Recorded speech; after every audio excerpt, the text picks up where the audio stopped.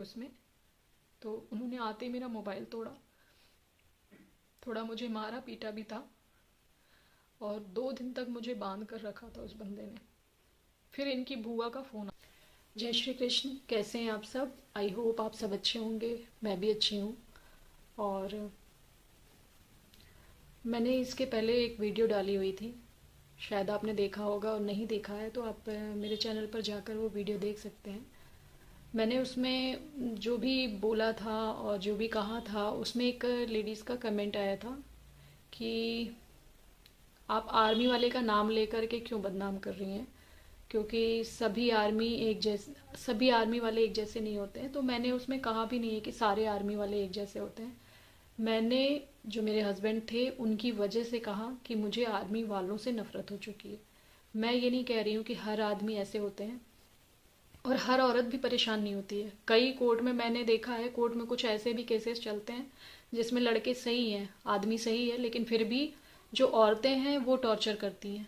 ज़रूरी नहीं है कि कोई औरत ही टॉर्चर हो, कई मैटर में ऐसा भी होता है कि औरतें टॉर्चर करती हैं। और मैं अपने मैटर में भी बता देती हूँ, मैं आज जो इतनी परेशान हो रही हूँ, मुझे पैसे के लिए, मेंटेनेंस के लिए जो मैं इतना परेशान हो रही हूँ ना, मुझे परेशान ना होना होता यदि मैंने उनकी पूरी फैमिली को कोर्ट में घसीटा होता। लेकिन मैंने ऐसा नहीं किया। मैंने जो मुझ पर बीती है सिर्फ मैंने उतना ही बताया है। मुझे ज़रूरत नहीं है एक्स्ट्रा बोलने की, जबकि मेरे साथ हुआ बहुत कुछ है। अगर उनकी फैमिली मेम्बर भी कोई देखेगा ये वीडियो, और देखते हैं, सभी देखते हैं, तो वो भी बता सकते हैं कि हाँ, मेरे साथ बहुत कुछ हुआ है। ऐसा बहुत कुछ हुआ है कि मैं थाने जा कर के तुरंत ही कंप्लेंट डाल सकती थी। मेरे जब देवर की शादी पड़ी हुई थी तो इनकी बुआ लोग मुझसे लड़ रही थी, मुझे मारने तक के लिए खड़ी हो गई थी। पर उस वक्त भी मैं अपना मुंह बंद करी थी, क्योंकि मेरा भाई जो था, अब वो दुनिया में नहीं है, उसने मुझे मना किया था कि जाने दो, कुछ मत करो। क्योंकि होता ये है कि गलती कोई करता है, कुछ भी कोई करता है, लेकिन अगर जब आप अकेले होते हो ना कहीं पर, आपका पति साथ नहीं देता है, तो आपकी गलती ना होने के बावजूद भी आप पर ही सब चढ़ बैठते हैं। मतलब आपका कोई सपोर्ट नहीं करेगा। तो लड़ाई भी उनकी होगी लेकिन नाम मेरा होगा। तो वही हुआ था उस समय, सबकी लड़ाई हुई विपिन से, और जो मेरे हस्बैंड थे पहले, सबकी लड़ाई उनसे हुई, और उनसे लड़ने के बाद इनकी बुआ लोग मुझसे लड़ना शुरू कर दी। तो ये तो खैर पुरानी बातें हैं, मुझे इनको करने का कोई मतलब नहीं है, लेकिन फिर भी कर सिर्फ इसलिए रही हूँ क्योंकि मैं पहले शांति से काम कर रही थी। मैं किसी का नाम नहीं ले रही थी। मैं किसी से भी कोई भी ना तो उम्मीद रखती हूँ, ना मुझे किसी से कोई शिकायत थी। बट पीठ पीछे जो इतनी बातें हो रही है ना, उसका जवाब मैं ऐसे ही दे सकती हूँ, क्योंकि मैं बात नहीं करना चाहती ऐसे लोगों से। और ये जो मैंने थंबनेल में आपने देखा होगा ना, औरत ही औरत की दुश्मन है, ये सच है।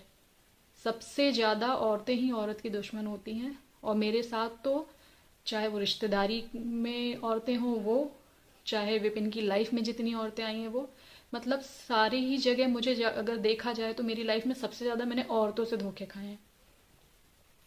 तो मैं यही बोलना चाहती हूँ ना कि पता नहीं क्यों ऐसा करते हैं लोग।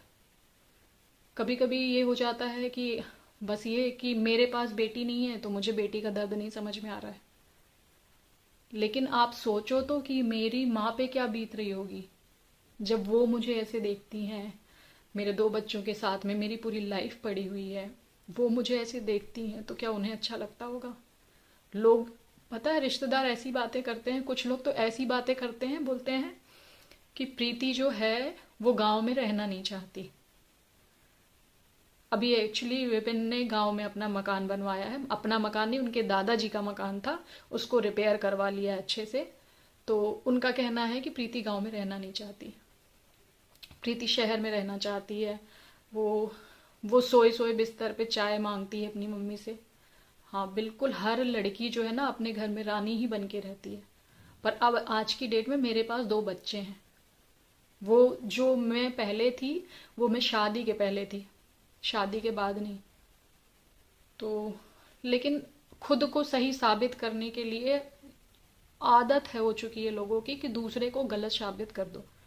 जब जहां पर 4 लोग इकट्ठे होकर उनको बोलना शुरू करें तो वो सारी बातें डाल दें कि वो तो प्रीति ही ऐसी है। उनकी एक बुआ है, उनकी एक नहीं 3 बुआ हैं, पर एक जो है वो बहुत महान है। मतलब इतनी महान कि शायद उनके आगे तो देवी भी फेल है। इतनी महान इन लोगों ने उनको बनाकर रखा है। और जो भी घर उनको महान बनाया है वो बर्बाद हुआ है। आने वाले समय में और भी लोग बर्बाद होंगे। तो उस लेडीज तक ये मेरी बात जाए, जाएगी, जरूर जाएगी, पहुंचेगी ही।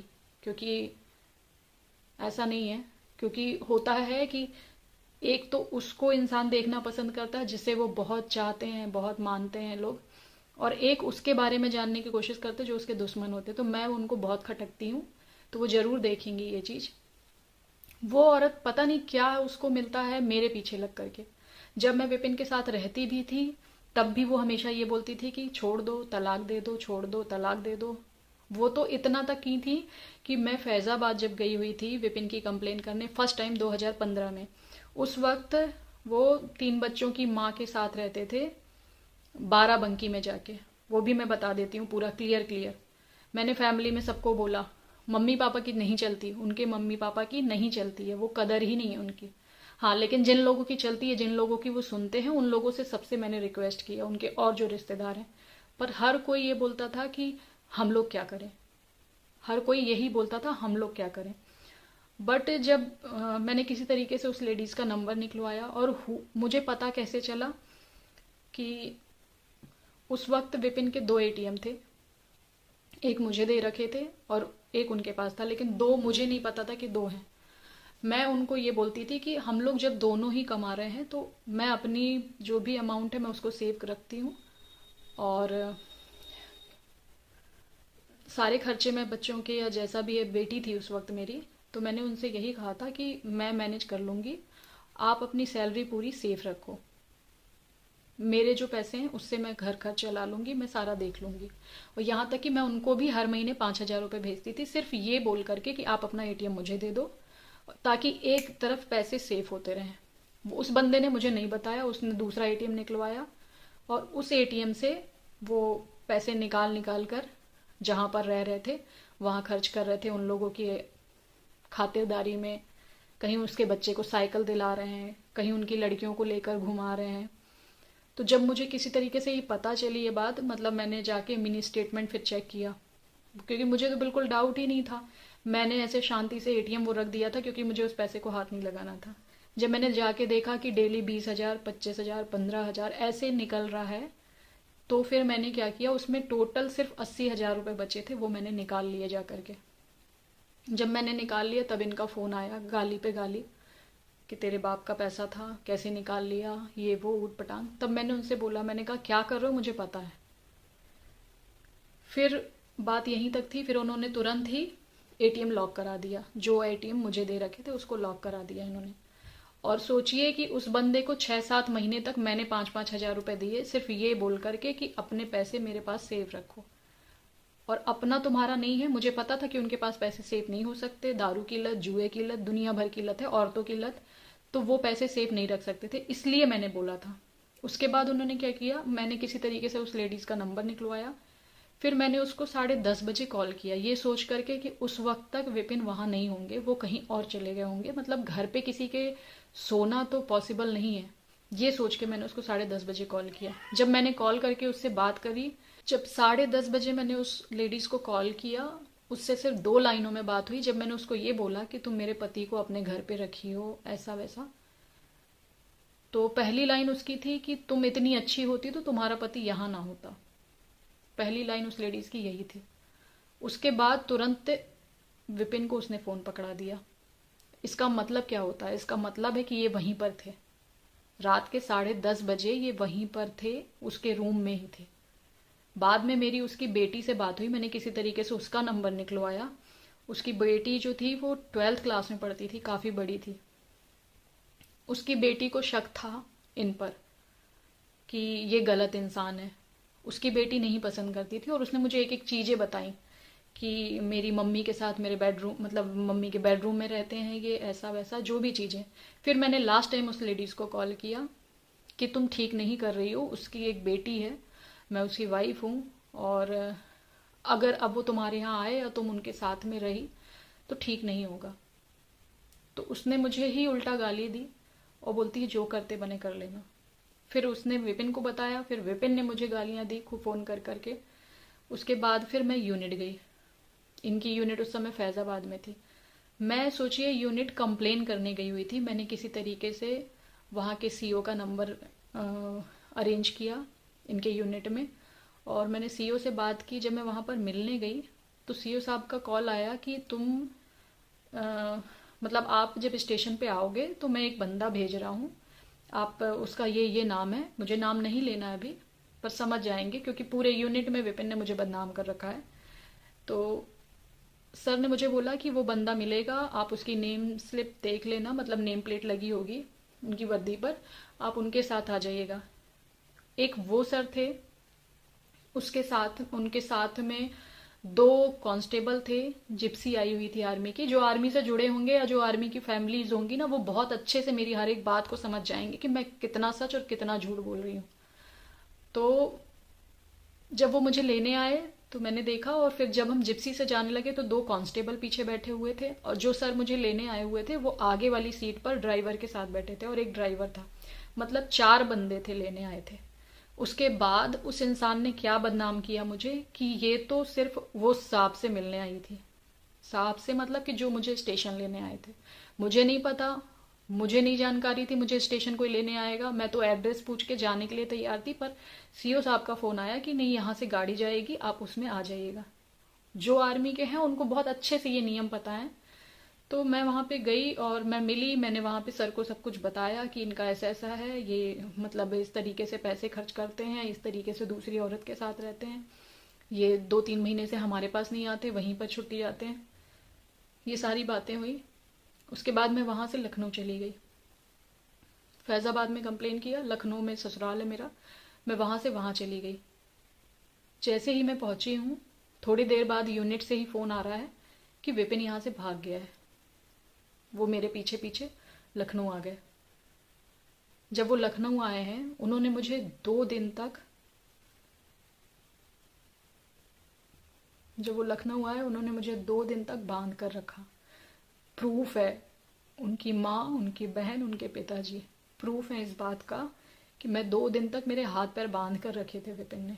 मैं वॉशरूम नहीं जा सकती थी, वहाँ बाहर आकर खड़े हो जाते थे। मुझे बंद कर रखा था। मेरा मोबाइल तोड़ दिया क्योंकि उसमें सारे प्रूफ थे। उस लेडी की बच्ची की, जो जिसने मुझसे बात की थी, उसके सारे प्रूफ थे उसमें।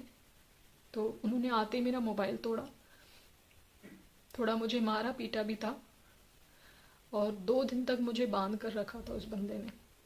फिर इनकी बुआ का फ़ोन आता है, बोलती हैं कि पापा से बात कराओ। इनके पापा बात करने के लिए मना कर देते हैं।